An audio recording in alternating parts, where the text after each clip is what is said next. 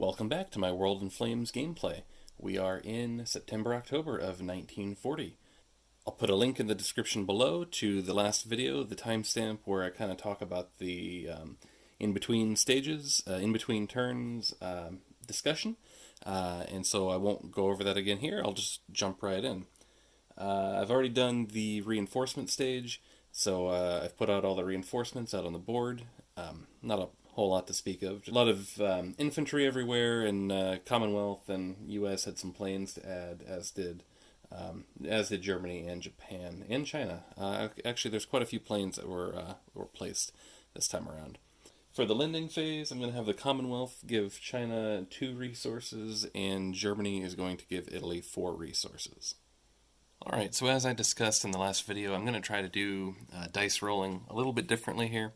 I got a box. I'm going to try to film that instead whenever I'm rolling a dice, that way they stay in the frame. And I also got 2 new dice. The dice that come with the game are fine, but they're a little hard to see on the video. So hopefully these new dice will be a little bit easier to see the numbers on. And also, I like that it has a 10 instead of a 0. I know 0 is more standard for a D10, but I don't use D10s a whole lot. I'm primarily a Warhammer 40k player, so we really just deal with D6s.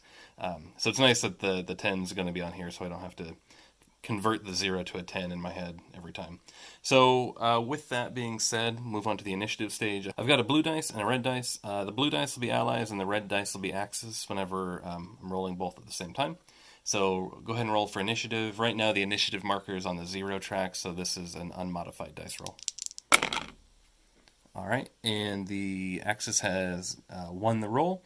I think the Axis will decide to let the Allies go first. There's nothing going on this turn that's going to be too important that they go first, and there is a chance that at the end of the turn they'll get to move the initiative marker their direction if the Allies also take the last impulse. So I think the Axis will defer to the Allies this time around, this turn. And who knows, but I think this turn is going to maybe be a shorter turn. I don't think a whole lot's going to happen right now, as Germany is at war with Commonwealth, and Italy is at war with really nobody at the moment. I mean, they are at war with Free France, but Free France doesn't really exist in the area of Italy right now. So this may be a bit of a shorter turn, mostly focusing on what's going on in China, with China and Japan right now. And I'll roll for weather. There's no modifier from the last weather from the last turn. Get a 10.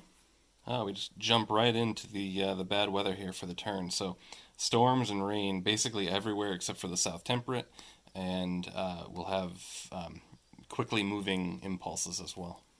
Alright, the weather is going to prevent a whole lot from happening this turn, I think. So for the Soviet Union, they're just going to do a rail move and bring in a garrison unit over here to Iran. And the only other action for the Allies this turn is a naval action by the Commonwealth to do their protection of their trade routes here at the beginning of the turn, moving cruisers out to different areas. So just as an example, I got some cruisers here are moved out to the 1 box. These moved into the 0 box from the 1 box during the previous turn. Just put out a ship here into the 4 box just to have some presence there as well. So just a little bit of protection for their transports. I did that in the Bay of Biscay, and I did that over in the Bay of Bengal also, as well as the North Atlantic. Also, I moved this transport from Egypt over here, and it's headed to the United Kingdom. And with that, it's the Axis impulse, and based on the weather, moving forward 2 spaces on the impulse track. Okay, so during the Axis declaration of war phase, Japan is going to align French Indochina, which is currently Vichy controlled, but now it will be aligned to Japan. So as part of that, all of those units there that are French get moved over to the Free French Force pool, so they're removed. But then that will be aligned to Japan. The chart sheet that I have says that it's a U.S. entry action roll for Japan occupying Indochina, but the rulebook says Japan aligning Indochina. I don't know if those are exactly the same thing. I'm not planning on putting any Japanese units in Indochina, but I'll just go by the rulebook where it says Japan aligns Indochina, and it's a U.S. entry action of 12. So 1 U.S. entry token will be added, and another one will be added on a 2. No, so just one token being added for that. I'm debating right now whether or not to dissolve Vichy. I either want to do it now or the next Axis impulse. I'm not sure if it's worth it for Japan to align Madagascar as well. It would be nice to have the port over there. There is a victory point over there, but it is a pretty big U.S. entry option check. So that's what I'm debating. I'll think about that and come back and let you know what I decide. Yeah, I think I will try to align that next impulse. So not going to dissolve Vichy yet, but that should be coming next impulse. The weather is pretty bad over here. I think the only thing Japan's going to be doing is a naval action. They're going to be taking this militia here on a transport, and this marine unit here on one of these amphibious transports, and they're moving they're moving all of them over here to Hanoi, so that there is some defense here. So once these transports get here, they will flip. I'm also moving 2 other transports to the China Sea, and they are going to embark the 2 units that are in Tokyo. Just getting them out here into the sea, and on the next impulse, they might move over to China. Italy and Germany did what moving they could with the weather and with being able to trace supply since it's storming. So they're just starting to move around towards Spain. A lot of troops up here, just moving this way slowly. I did a few rail moves, and these came over from Poland. A few units here that are now flipped face down. And that's it for the Axis. So moving on to the Allies' turn, and we'll do a weather roll. 7. The modifier from the last weather was 2, so we're at 9 right now, which is mostly the same, except it is no longer raining in the south monsoon, and instead of storming, it's only raining in the north temperate. Soviet Union is starting to move troops down into Iran. This HQ took the train down south, had another armor unit over in Western Soviet Union move over to a city so that they can use the train next impulse. And the Siberian unit here starting to move this way, had a plane rebase also. I think they're maybe going to start eyeing Iraq here. I think they're concerned that the Axis is going to get the oil there. So I think they might not be too concerned about the U.S. entry check for that. So I think within the next turn or two, it's in the Mediterranean climate, so I think they'll have some reasonable weather here in the next turn or two to possibly try to secure that oil. Over here, the Allies are starting to get concerned by what they see Germany and Italy, about how they see that they're moving towards Spain. So Commonwealth moved a bit of their fleet over here towards Gibraltar, and they're going to be making some mental preparations to maybe start sending some land troops down that way as well. So, interestingly, they could land over here in either Spanish Morocco and then go across the straits, or just land right into Spain itself. Assuming Spain is declared war upon and Spain then becomes aligned to Commonwealth, Commonwealth might start to send some defenses down here in the south of Spain. The only issue with that is that there are not really any factories down there. All the Axis really needs to take is Barcelona, Madrid, and Bilbao to conquer Spain. So we might see Commonwealth possibly come in to the north and defend a little bit. I know that they're not interested in seeing Spain fall, and then I think they'll work towards defending that. That's just what they're thinking. They see the Axis forces moving that way, so they're just preparing for that. As for China, I know the Allies are not thrilled that Japan now has a foothold down here in Indochina. I'm not really sure there's much China can or should or wants to do about that situation. I don't think there's really a point in retreating this unit here in interior anywhere. Even if Japan attacks this hex, it'll force Japan to attack the hex. There's a river on one side that's in the mountains, so Japan could take some losses if that's what they tried to do. The units here, with the weather and the terrain, nothing can move too far, and things will be flipped over if this tries to go here or this tries to fall back here. So I think they are just going to sit there. I don't know that there's any better spot for them to be in right now. So they won't do anything on their land action, and that'll be the same for France and Free France and the United States as well. So the plan was to have Japan align Madagascar and then have Vichy France collapsed this impulse. However, I reread the rules for aligning Madagascar, and the way I read it is Japan needs to have aligned Indochina on the previous turn, not the previous impulse, before they can align Madagascar. So I think I need to wait one more turn. Next turn, Japan will align Madagascar, and then Vichy will fall. Just delays that just by a turn, so I don't think that's too major for the Axis. Germany is doing a land move, so is Italy. They are both just moving over towards Spain. They did a lot of movement down to the southwest. Rebased a lot of airplanes as well, just getting them ready to go. Germany is also preparing up here in Denmark. They're just moving units slowly. They're moving that paradrop unit slowly, and they also moved that the transport plane on a rebase mission.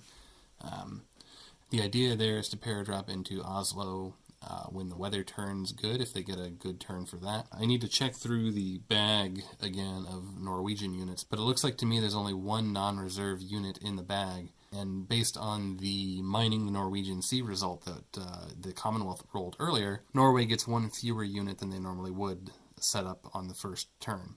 So I think as long as the weather is okay, I think that paratrooper is probably able to take Oslo by itself on a surprise impulse. Anyway, they're moving that way just to prepare for that. Also moved a few troops around back here. There's no longer any real need to have this garrison along the Maginot Line, so I'm just moving some of them out into the Netherlands and Belgium to help with partisans there. And likewise over here in Poland. Japan chose a land action. They didn't do a whole lot. They just moved a few airplanes around. Otherwise, the weather's really quite bad. One unit took a train from this hex at the top right of the screen down to where this HQ is at. That was this unit here. And then I think when the weather gets a little better, I think Japan's going to be interested in trying to take this hex here with as many units as possible. There are 2 units right now out in the China Sea. The problem is there's nowhere in this port for them to come into. This port already has 2 ships. There's no more room. It's a minor port. And the only other ports around here are here and here, both of which are a little further away from that combat than would be easy enough to get to with the weather right now. So they're just going to hang out right now in the China Sea. And then if they have to be brought into port, say because the turn ends, I'll just bring them into these 2 ports here. All right, on a 1, the turn ends at the end of this Axis impulse. Roll a 3, the turn does not end. Rolling for weather. Roll a 6. The modifier from the current weather of 9 is 1. So 6 plus the 1 is 7. It's fair weather in the Mediterranean and the southern part of the world, and rainy everywhere else. All right, for the Allies, the Soviet Union is going to move. They're going to do a train move. They're going to bring this unit over from the west, and they're just going to bring it to this port here. All right, I think Commonwealth will do a air action and do strategic bombing here with this plane, and they're going to be escorted by this plane and this plane. So I'll just move them over here. These are the bombers, and these are the fighters. And Germany is going to intercept with this fighter here. Just realized those were off camera. So here's what we have here, the bombers and the fighters. So it'll be +1 and -1 for Commonwealth and Germany, respectively. So here's the roll for Germany. Get an 8. 8 on -1 is nothing for Commonwealth. 11 on +1 is Defender clears through any 1 bomber. There are no bombers for the Defender. Okay, so going back to Germany. That's AA. Attacker aborts Defender's front fighter or bomber. They're going to choose to abort the front fighter. Not sure if that's the right call. But Commonwealth still has +1 for this roll. They get 9. That is, nothing happens. So here's what's currently left after those rounds of combat. I think Commonwealth is going to abort at this point. I don't think they're really interested in losing any of those planes, especially now that the fighting factor there for both sides is even now. So I don't think they're interested in continuing that. So they're just going to abort back to Commonwealth. I think that's it for the Allies. So on a 3 or less, the turn ends. Roll a 7, so it'll go on to the Axis. Germany and Italy are continuing their move down towards Spain, but Germany came to the realization that they are burning a lot of oil, and especially with the weather being bad like this, they're basically burning double the oil to move. So I really only moved the units that didn't require oil for the most part, so just the infantry, basically.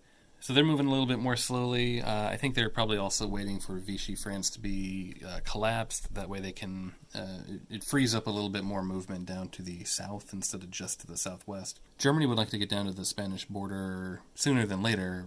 Realistically, the war in Spain is probably not going to happen until spring of 1941, when the weather turns a little bit better. Which seems like it's much too slow at this point. I think I'm probably moving a little bit too slowly down here. Germany's burning a lot of oil. I'm going to see about trying to save a little bit more of it during this turn's production phase. We'll see what they need to build. And not a whole lot going on with Japan. Move this HQ down 1, but that'll flip them over based on movement points in this weather. Same with this militia unit, moved from here down to here. It seems like the weather for the rest of this turn is probably going to be pretty bad, so just getting things into position for next turn. In the coming months, the weather's bad on most of the map, but the North Monsoon Zone should have some pretty good weather coming up in the next few turns. So Japan's just getting into position here to attack in this region, so that's their plan here. Alright, on a 5 or less, the turn ends. Get a 5. The turn is over. Turn ended with the Axis. The ally has started, so the initiative tracker does not move. Alright, here's the roll for partisans. 9. Sweden, Italy, Romania, Turkey, Afghanistan, Iran, Australia, Burma, China. So, fun fact, it doesn't look like garrison values are counted for units that are face down or in an opponent's zone of control. So, I did not realize that until this point. I don't think it's mattered until this point, but there are 3 countries that we'll be rolling for. Iran, Burma, and China. The only face-up unit here in Iran is this airplane, which provides a garrison value of 1. So Iran has a partisan value of 4 there. So typically I need a 4 or less to set up a partisan, but because I have 1 plane there as the Soviet Union, it'll be a 3 or less is needed for a partisan. Roll I forgot to use my box. Roll a 7, so no partisan there. Coming to Burma, they have a partisan value of 2. There is 1 Commonwealth unit there. So on a 1, a partisan is set up. 2, nope, no partisan. And then for China, because I am playing with the Asian zone of control option, I think the only units I have here as Japan that are eligible are this one. He's not in his zone of control and he's face up. And this one here. I'm not entirely sure about this one. I think for the purposes of this game, this is considered a territory. So I don't think that island counts. So I don't think this garrison counts here. So I think I just have a garrison value of 2. And China has a value of 20 for their partisans.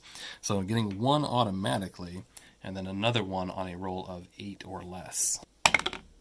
6. So 2 partisans in China.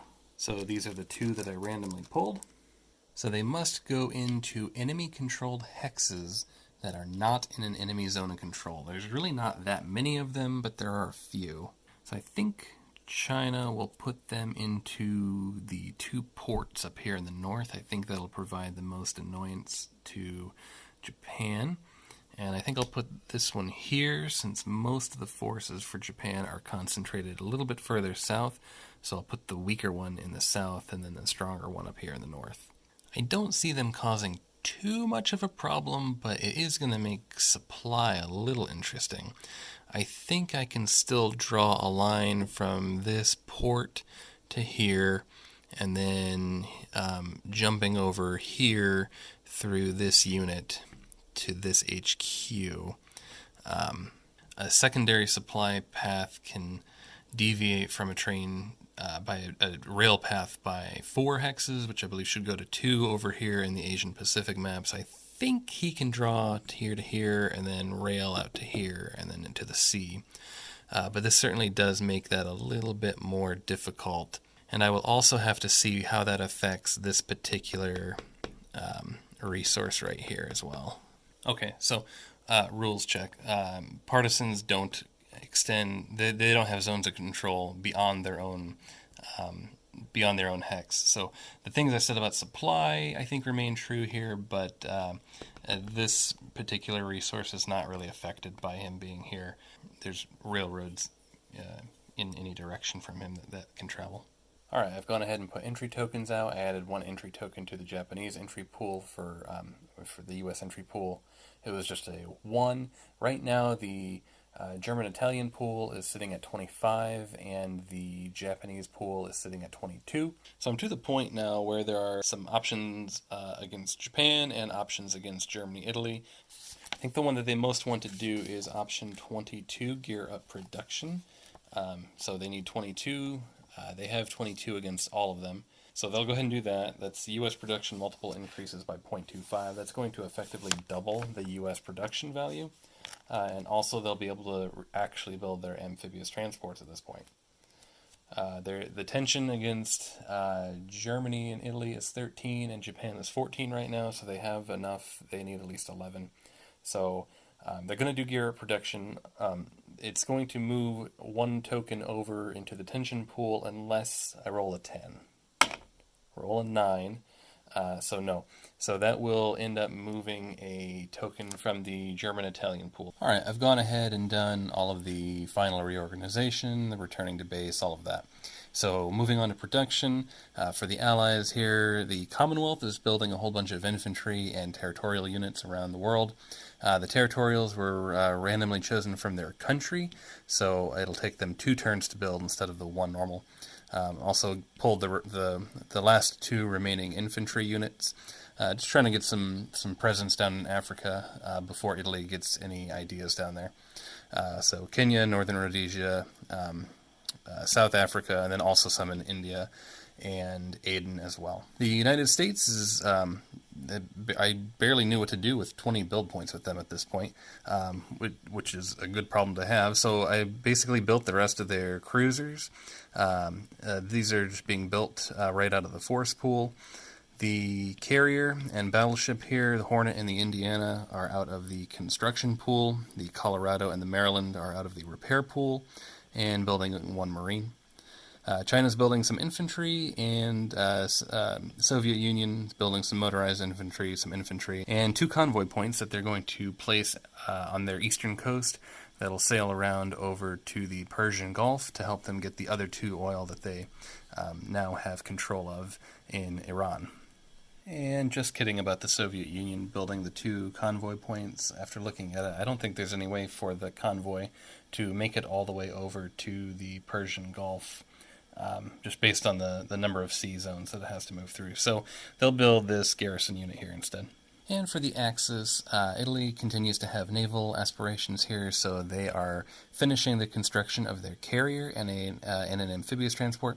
Japan is also finishing some carriers and amphibious transport there, as well as some infantry, and a carrier and a cruiser into their first cycle of building. Germany is building some armor, some infantry, mostly to act as garrisons, and a fighter. So that is it for September-October of 1940. Very short turn, really not much going on at all. Germany and Italy moving their way over towards Spain. Should see the collapse of Vichy very early on in the next turn. The weather was just really bad, basically the whole turn. Not much able to be done, so pretty short turn. Just building some units, getting a lot of units out here. I'm looking over at the production circle. I see a lot of things coming out for Italy next turn. I see a lot of things coming out for the Commonwealth the turn after that. A lot of ships that were built a while ago. So it should be interesting. I think, if I had to guess, I think next turn's probably going to be pretty quick too, with November, December just being another turn of Germany and Italy moving towards Spain, if the weather's good. And yeah, really just not much else to say about this one. Then over here in the Asia-Pacific maps, Japan now has a few partisans that they need to deal with in China. Though they do now have Indochina, and they're starting to surround China on the southern flank there.